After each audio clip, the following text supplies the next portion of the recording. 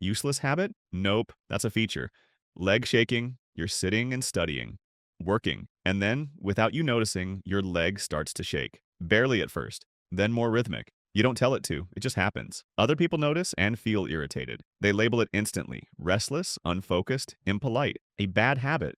Something useless that should be stopped immediately. But this is the part most people don't know. Leg shaking isn't a loss of control, it's a micro movement. Your body creates this to keep the system from freezing. When you sit still for too long, when your brain has to stay focused nonstop, like having 27 tabs open at the same time. Energy doesn't disappear, it piles up. And without an outlet, it turns into fatigue, irritability, a sudden drop in focus for no clear reason. Leg shaking is that pressure valve, small, silent, but extremely effective. It helps your brain maintain a stable level of alertness, releases excess energy, soothes subtle tension, the kind you don't even realize you're carrying. Like background apps running on a computer, you don't see them. But without them, the system crashes. And here's the paradox. The more focused you are, the more your leg shakes. Your brain said, "This is fine." Finger tapping. You're thinking, stuck on a problem, waiting for an idea to land, and your fingers start tapping. On the desk, on your phone. Tap, tap. You don't plan it. You barely notice it. But other people do. They assume you're impatient, restless, in a hurry. Just another useless habit that should probably stop. But here's what's actually happening. Finger tapping isn't impatience, it's rhythm synchronization.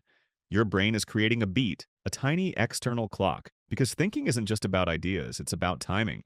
That rhythm gives your thoughts structure, keeps loose pieces together, stops your mental thread from snapping. When your brain is under load, it doesn't want silence. It wants a pulse. And sometimes that pulse comes from your fingers. Here's the part most people miss. Many people tap at nearly the same pace as their heart rate when they're deeply focused.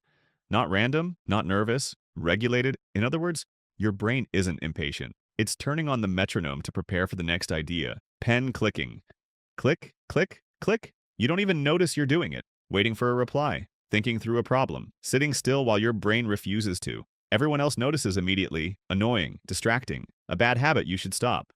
But your brain has a reason. Pen clicking isn't impatience. It's sensory regulation. When your mind is under light stress, not panicking, not calm, it looks for a steady, repeatable signal. Something predictable. Something it can control. So it creates a rhythm. That click becomes a metronome, a tiny beat that keeps your nervous system in sync. Not loud enough to hijack attention, just enough to stop it from drifting. Without it, that energy would spill out in bigger ways. Restlessness, distraction, mental noise. The click keeps everything contained. It gives your brain a background anchor while the front of your mind keeps working. Thinking, planning, waiting. Annoying to others maybe, but for your brain, perfectly timed. Talking to yourself. You do it quietly. Under your breath, in the car, in the kitchen. Right before a hard decision. Okay, calm down. Do this first. No, that's not right. You don't plan it. You don't announce it. It just slips out. Talking to yourself isn't a glitch. It's self-directed speech. Your brain is pulling thoughts out of the noise and turning them into something usable. When you speak your thoughts aloud, decisions happen faster. Focus tightens. Emotions stop bouncing around unchecked. So when you catch yourself talking out loud, you're not losing control. You're regulating it. Be honest. How many times have you done this without even realizing it? If you have, don't forget to hit the subscribe button. Staring off into the distance. You're in the middle of working, reading, listening, and then your eyes drift away. Past the screen, past the room, nowhere in particular. People notice and think the same thing. Your mind is wandering, but your brain is doing something very specific. That blank stare isn't zoning out. It's a visual reset. When your eyes lock onto details for too long, your brain stays in focus mode. Narrow, intense, precise. Great for tasks, terrible for connections, so it switches. Looking far away relaxes visual focus and flips the brain into diffuse mode, the state where ideas loosen up, where patterns connect, where pieces finally click together. This is when insights show up uninvited, when answers appear mid-stare, when solutions arrive out of nowhere. Your brain isn't leaving the problem. It's stepping back from it. Like zooming out on a map, you stop staring at individual streets and finally see the whole city. Doodling, scribbling, little meaningless lines. Your pen moves while someone is talking, circles, arrows, random shapes. Nothing recognizable, nothing important. And people assume the same thing every time. You're not paying attention, you've checked out. Your mind is somewhere else, but that assumption is wrong. Doodling is cognitive offloading. Your brain is busy holding information, listening, processing, remembering. And when the load gets heavy, it creates a tiny outlet. Those meaningless lines give your attention somewhere safe to land. Just enough movement to keep your mind anchored, not enough to pull it away. Without that outlet, your thoughts would wander much farther. Daydreams, side stories, mental spirals, doodling stops that drift. It keeps your brain in the room while freeing just enough space to breathe. That's why people who doodle lightly often remember more, not less. Your hand moves, so your mind doesn't have to.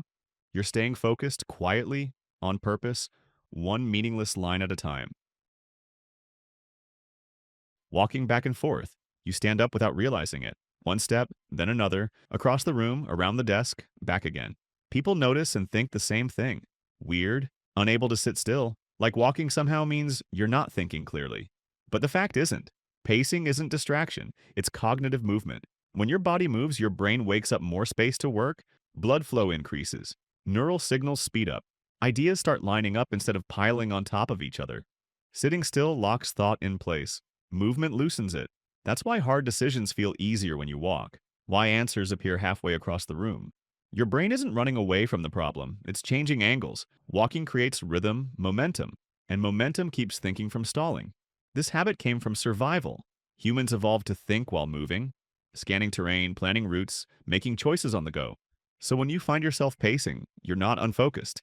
You're optimizing, hair twirling. You do it without thinking. A slow wrap around your finger, twist, release, twist again. Usually when you're waiting, listening, trying to stay calm. Other people notice and assume things right away, nervous, insecure, childish, a habit you should have grown out of. But your brain is doing something very intentional. Hair twirling isn't distraction, it's self-soothing. When stimulation drops just low enough to feel uncomfortable, your brain looks for a gentle, repetitive sensation. Something familiar, something safe, so it creates one.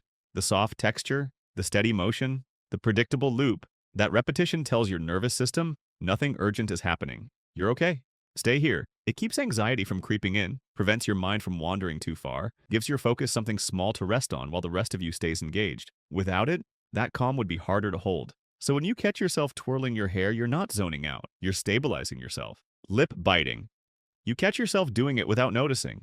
A quick press, a gentle bite, right when you're thinking, waiting, holding something in. Other people see it and assume the worst. Nervous, anxious, awkward, like it's a bad habit you should have grown out of.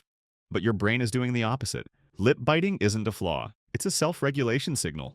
When emotions rise just enough to be distracting, but not enough to explode, your brain looks for a small, controllable sensation, something immediate, so it creates one. That tiny pressure gives your nervous system an anchor, a way to stay present, a way to keep feelings from spilling over all at once. It's not about pain, it's about focus. The sensation pulls attention back into the body, grounds racing thoughts, and buys your brain a few extra seconds to decide what to do next. Without it, tension would leak out in messier ways. So useless? Not even close. It's your brain keeping things under control by biting lip. In conclusion, no habit is useless. Nothing your brain does is random.